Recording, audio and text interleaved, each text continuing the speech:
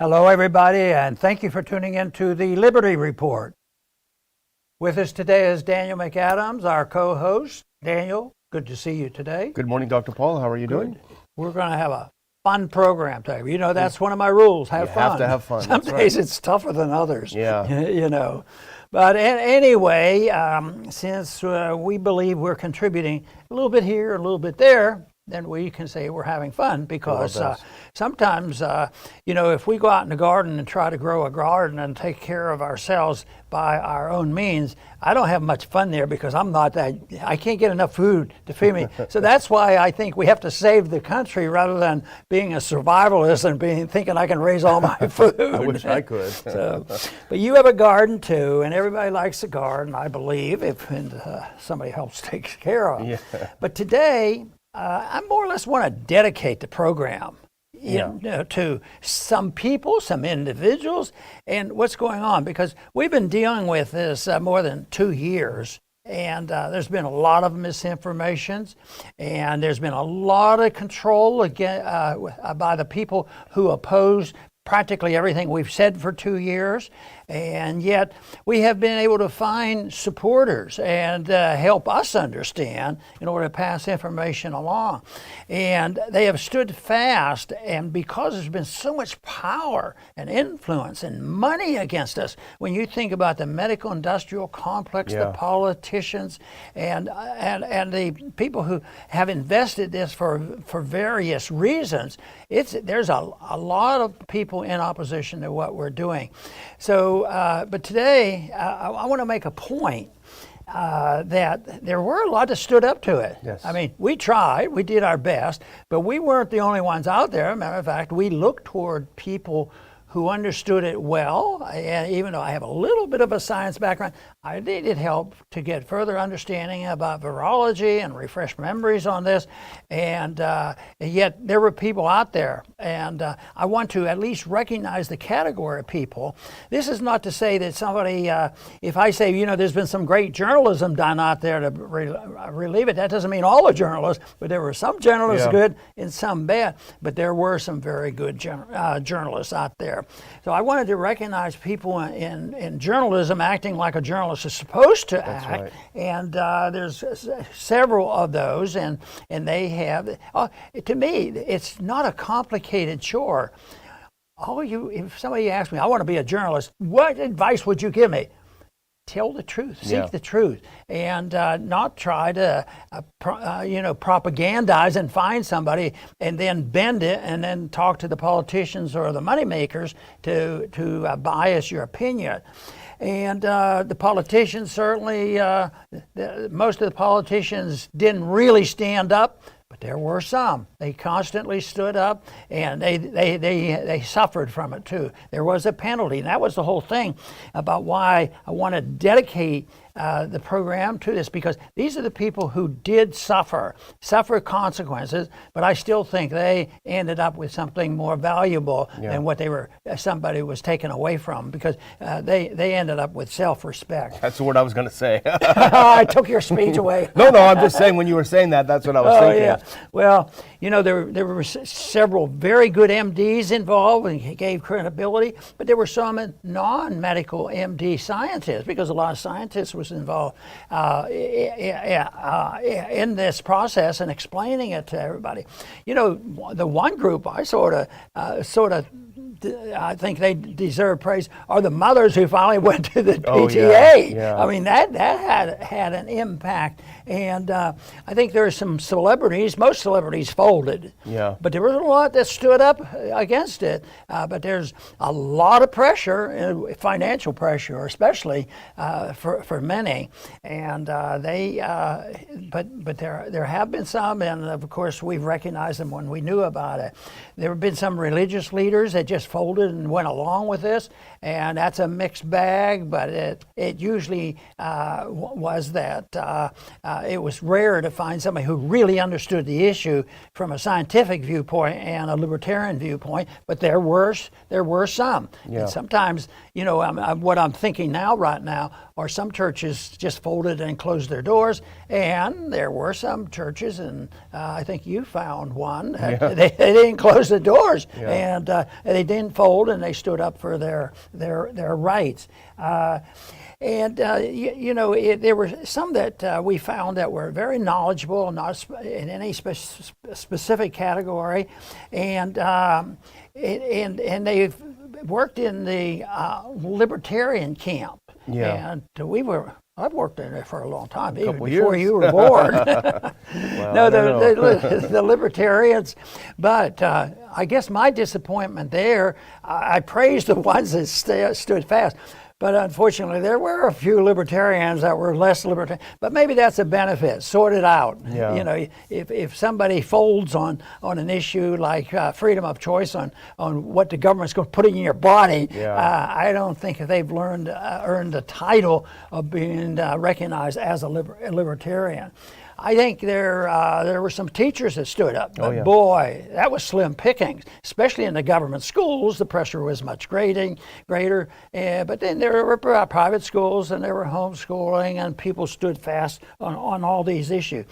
Same way with law enforcement. We had some people that had to stand up. We had some horrors on it, 2 summers ago when the cities were burning down.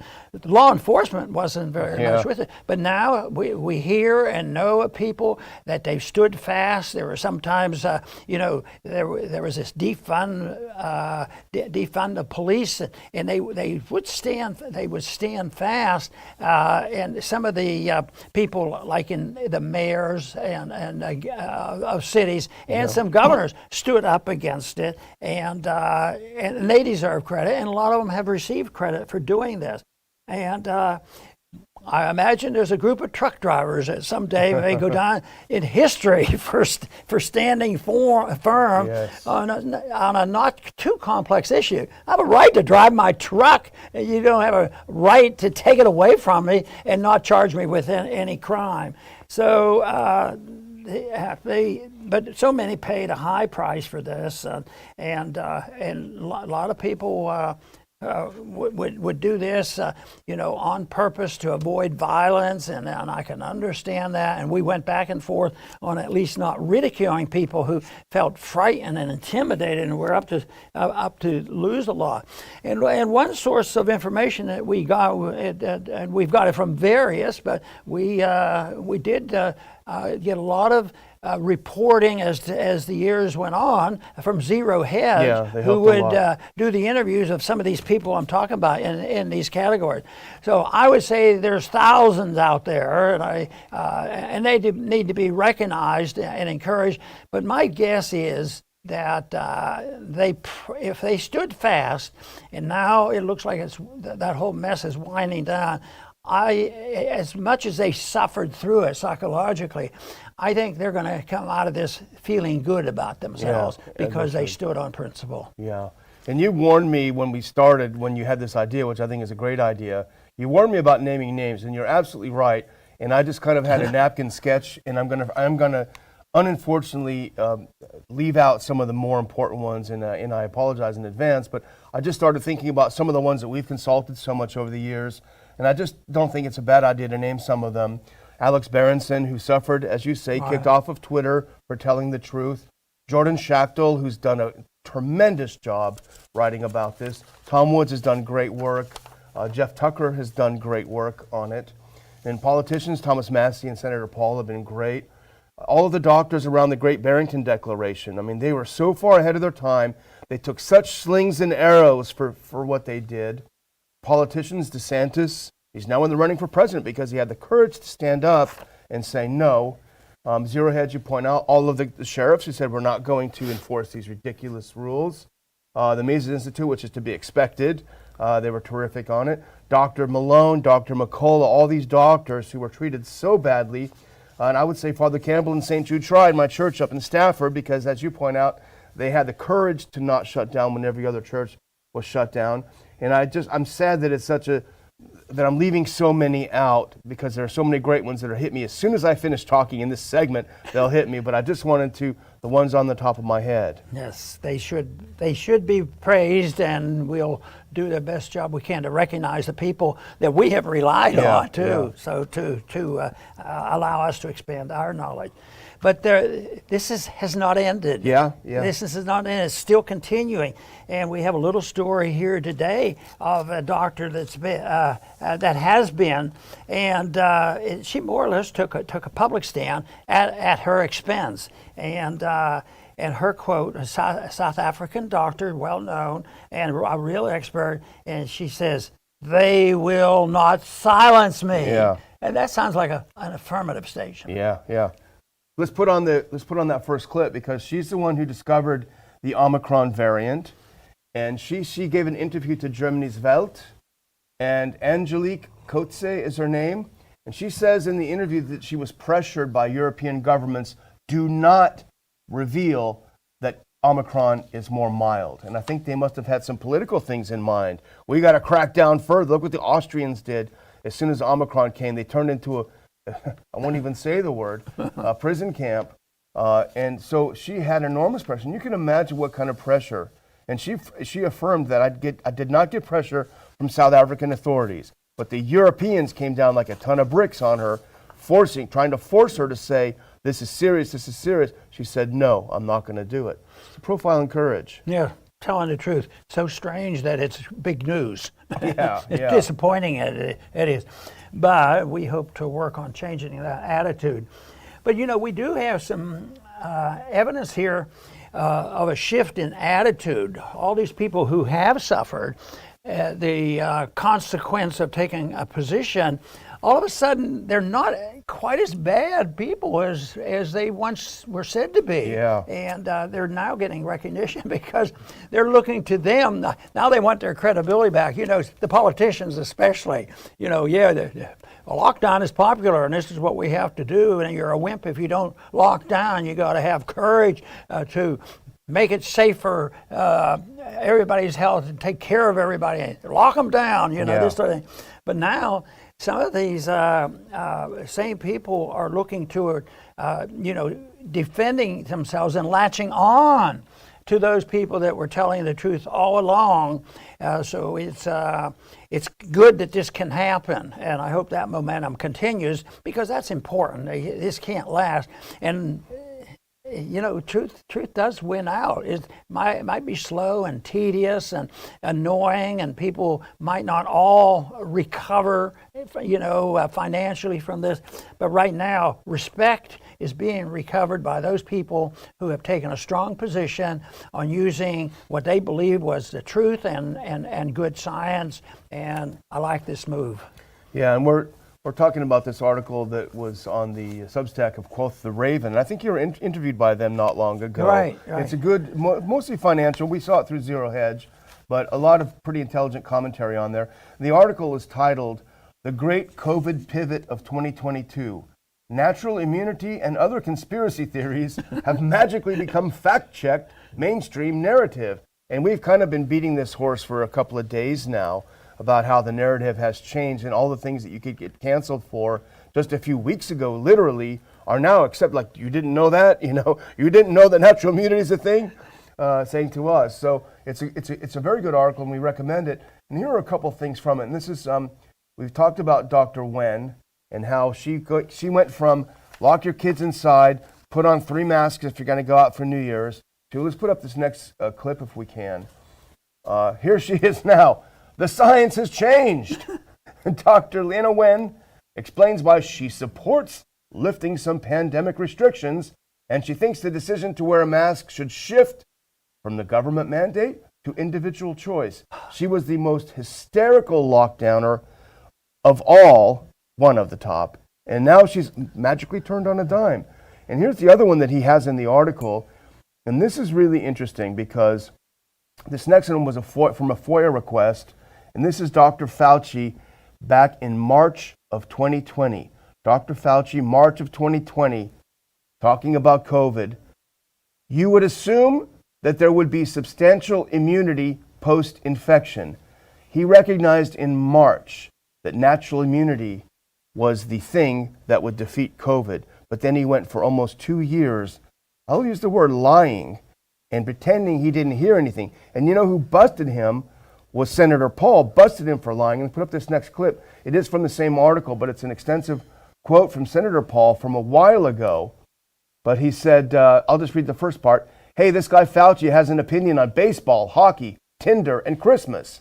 But he was asked the other day about natural immunity that you acquire after the disease, COVID-19, and he's like, oh, that's a really interesting thought. I never thought about that. I don't have an opinion because I haven't thought about naturally acquired immunity. And then Senator Paul says, he has, and he's lying to you. And now we know that he has because we've seen the email from the very beginning where he said, yeah, it should not be a problem. We should have natural immunity.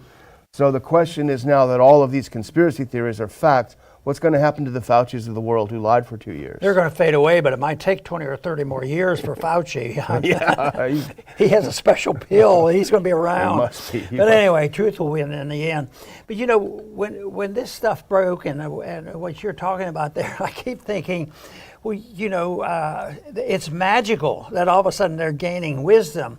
And they really canceled out the first class 101 on infectious diseases. And it looks like they've rediscovered it because I know that most of the doctors I know and have known over the years never had this idea. Most of the people, it wasn't discussed. Yeah. But this was the greatest crime, that they put the dampers on this. The government was so involved in special interests and financial interests that they had the power and influence to silence a doctor. Yeah. You know, to say something very natural. That was the part that was so disgusting to me because it's 101. It's been known for a long time. I mean, even before, even back with smallpox and all, they didn't understand exactly what happened. But the only thing they could rely on was the concept of natural immunity. You know, and sometimes it was a cross. You know, even smallpox was discovered by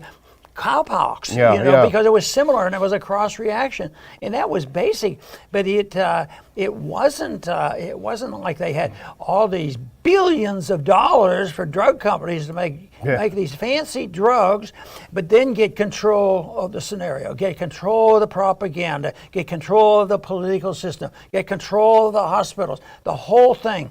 And even there's a social factor in admitting young people to medical schools. And the big issue when I started in the medical school, that they were asking a lot of questions. What's your opinion on right to life? Do you believe in protecting all life? Oh, well, we don't need you. That was happening, and it's still happening now on these, because if physicians don't support, climate change, and that's a factor that is worked into both medicine and financial investment. Yeah. And what the Fed does, you got to endorse these social issues.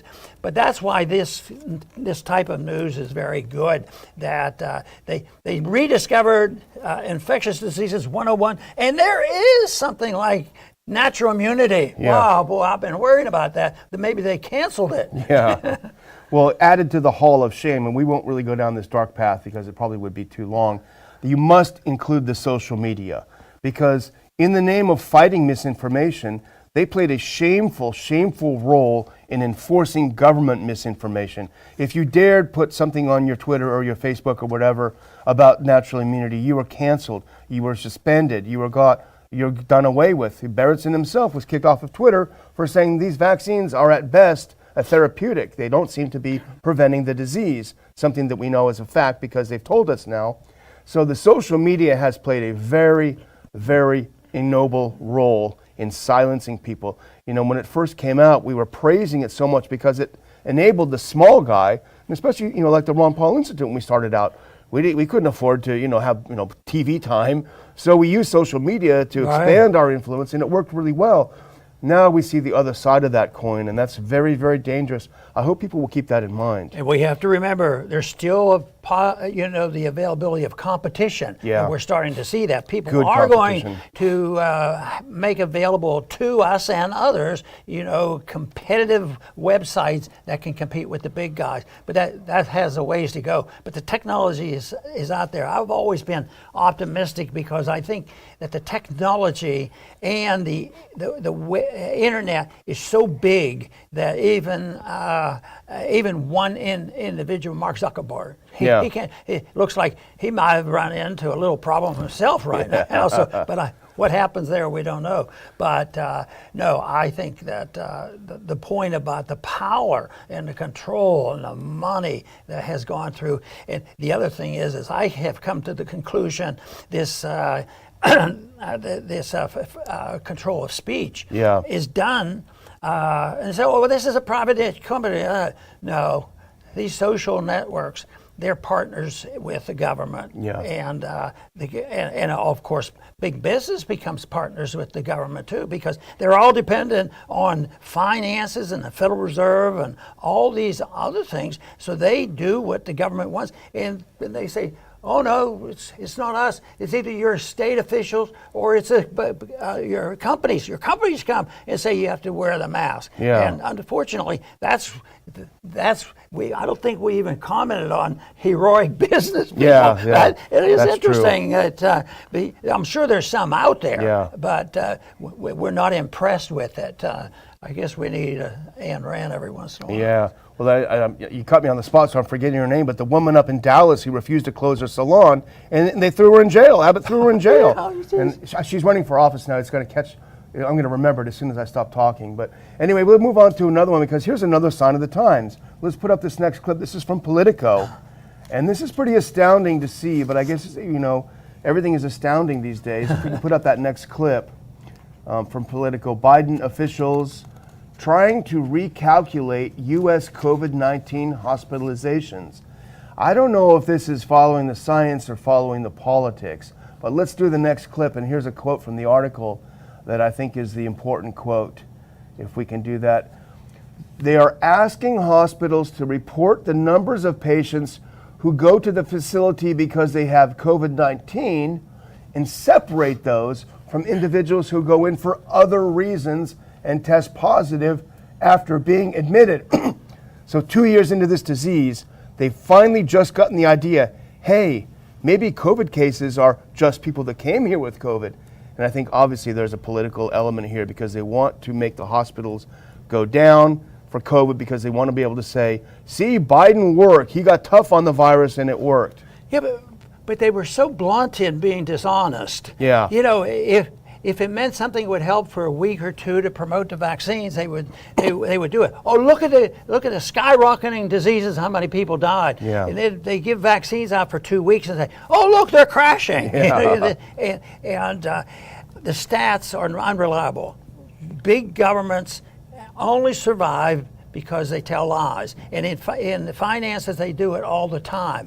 And people do this, and they figure that if the government tells you so, but the stats are there, and now they're still doing this. So we haven't won this battle yet, but I think that will come naturally if people are questioning all this information, all these stats now. It's not that stats aren't important. Yeah. You have to have them honest. They have to be, not manipulated. That's why you want honest people in journalism. You want honest people in the research. But that, because it's become a monopoly and controlled by the CDC and Fauci, they can say anything they want to make it do anything it wants. So that combination of control has been very dangerous to us.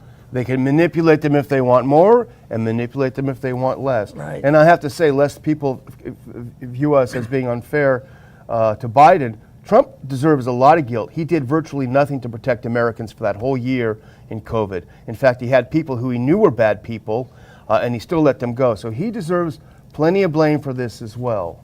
So, and just before we move on, I just wanted to show a new chart on presidential popularity, because we're asking, well, why all of a sudden does Biden want to declare victory on COVID? Well, let's have a look at this next poll, this next clip, because it does not look good for the president. This is why the blue state governors are running as fast as they can. His approval rate now is 40.0. I've seen one that says 39. His disapproval rate has increased 13.8 points. The latest poll, if I were a Democrat running for the House or running for governor, I would look at this poll and I would have an absolute panic attack. I think that's why we're seeing California and Oregon. Okay, before they put that down, could you point out where those lines? Can you point out where that line crossed? Yeah, it looks like it. That is a dramatic chart. It is dramatic. Yeah, it's where the the positives and the negatives crossed. I mean, I'm talking about months or years. It's been a while. Yeah, huh? it looks like it was cut off on the bottom, but the latest poll shows the disapproval extremely high and the approval even lower than it has been. I'll have to go back because I think it's a symbolic of the people waking up. Yeah, is what's yeah, here, and, yeah. and you can see it.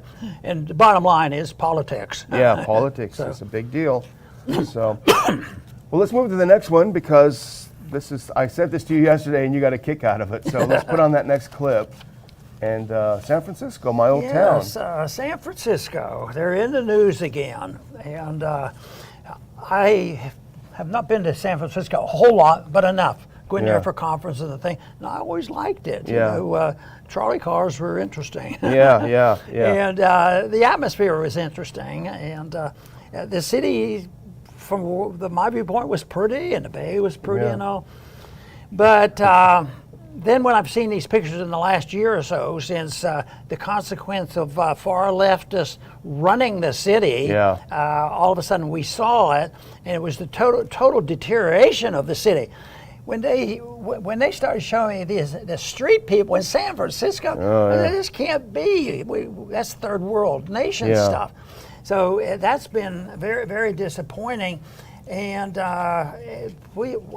San Francisco, though, is starting to back off from it. So, of all places. So this to me is very interesting. But what really got my attention was, you know, the bleeding hearts are still there, and bleeding hearts is have to be careful and use it because I do believe in compassion. Yes. I don't believe that compassion should be the #1 driving force of all political action because it's misled. Yeah. But to care about people, matter of fact, I think a free society never will work well if you don't have compassionate and moral people who are willing to take care of their families and take care of people in need. Well, which means that the system that we have has not been taking care of people. We have a monetary system that hurts the poor, and we have all this do-good stuff. Say in San Francisco and all, they've been taking care of the homeless for a long time. Yeah. And the more they took care of them, the more they subsidized, the more homeless they had. So now this is the suggestion. And it says homelessness in San Francisco Bay Area is now so bad, residents are being asked to house a homeless person in their own homes. And I thought, well, I wonder if Pelosi will participate. Do you think she will? Oh, come on, she needs to. Show some compassion. But you know, in one way, it's already happened. It's the invisible involvement in our homes. Well, they invaded our homes with COVID. Yeah. They tell us you have to wear a mask in your house and all that stuff. You can't leave your house. You have to, stay in your house and waiting for the government to give you the okay signal to get out. But this whole thing is right now. I don't think it is not forced. They said being asked to. But the more authoritarian you get, the more force you'll need, and you will see it. But they already have it.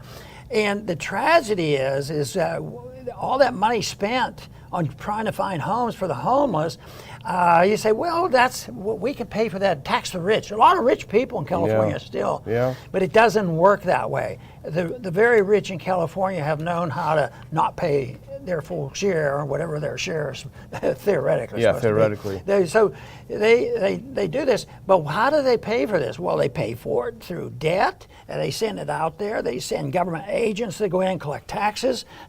So they invade the house, and then they give them free houses, government housing. It doesn't look so good, so they're not taken care of. So a tent on a street becomes better than looking for government housing, and depending on government. But who's paying the bill? Yeah. The middle class. The middle class. And today we heard the numbers. Price inflation is soaring, and I think it's the beginning of the 1970s all over again. This is going to last for years, and it's going to hit the poor and the middle class, the very group that said, government take care of us, build us more houses, spend more money. Deficits don't matter. And until we are able to undo that bad economic theory, and Biden had some comments today about inflation, which I'm going to make some comments probably on my economic segment on Friday, because it makes no sense whatsoever. But he was really talking, politically, he was saying something that he's inherited, and that's what most of the politicians say anyway. Well, we'll take care of it. We need to spend more money. Yeah. Well, put that clip up again. I'm going to close, Dr. Paul, but I just want to read that clip, second to last one. This is London Breed, the mayor of San Francisco. And I think when you lose San Francisco, Dr. Paul, you've lost the country if you are a blue, die-hard COVID fanatic. She says, starting February 16th in San Francisco, vaccinated people will no longer be required to wear masks in most indoor settings, including restaurants, bars, gyms, grocery stores, offices, museums, and other locations. The unvaccinated will still be required to wear masks indoors. There's no way they're going to know that. That's what they did here in Texas first, and nobody's going to check that. So it's over in San Francisco, of all places. So I think it's time to do an RIP for that. But I'm going to close just by saying we're about 2,000 subscribers away from 1/3 subscribers on this channel. So check and see if you're subscribed. If you're not, please do subscribe. If you can get others to subscribe, we certainly appreciate it. We want to grow the message of freedom and liberty and peace as far and wide as we can. And it's tough. As you know, we got a lot of subscribers, but for some reason we don't get as many views on our shows as others with as many subscribers. I'm not a conspiracy theorist, but it does make you wonder. Anyway, please check and see if you're subscribed. If you're not, please subscribe. Please do a thumbs up. And we appreciate you watching the show, and we appreciate your support for our program. Very Dr. good. Paul? I want to thank everybody once again for tuning into the Liberty Report. And I had a little more fun than usual with this program today, mainly because there's a lot of positive things happening here. And I enjoyed pointing out the various groups and the groups that have participated in shifting in a different direction back to normalcy and putting emphasis on truth. And there was always somebody in some group. There was always a remnant of people, no matter what group there was in society, always has a remnant who will retain and promote the truth of things. And it's a difficult time, and has been more difficult for the United States and America and the West in these last couple of years. But we sense there's a shift here. And Daniel mentioned some names, and once again, he made the point that, and this is good news, is that the list is very long where we want to point out people who stood up against it. And they're a silent group who went and did it because they knew it was right. And I've always predicted that if you do that, no matter how much it seems to have cost an individual financially, I think the satisfaction of knowing you did what was right and you're sticking to the truth and you're not being influenced by government pressure and you're not being influenced by some self-serving interest, people will and should feel good about it. And we are going to continue our effort to promote that cause of liberty that I believe will promote our peace and prosperity in the best manner possible. I want to thank everybody for tuning in today to the Liberty Report. Please come back soon.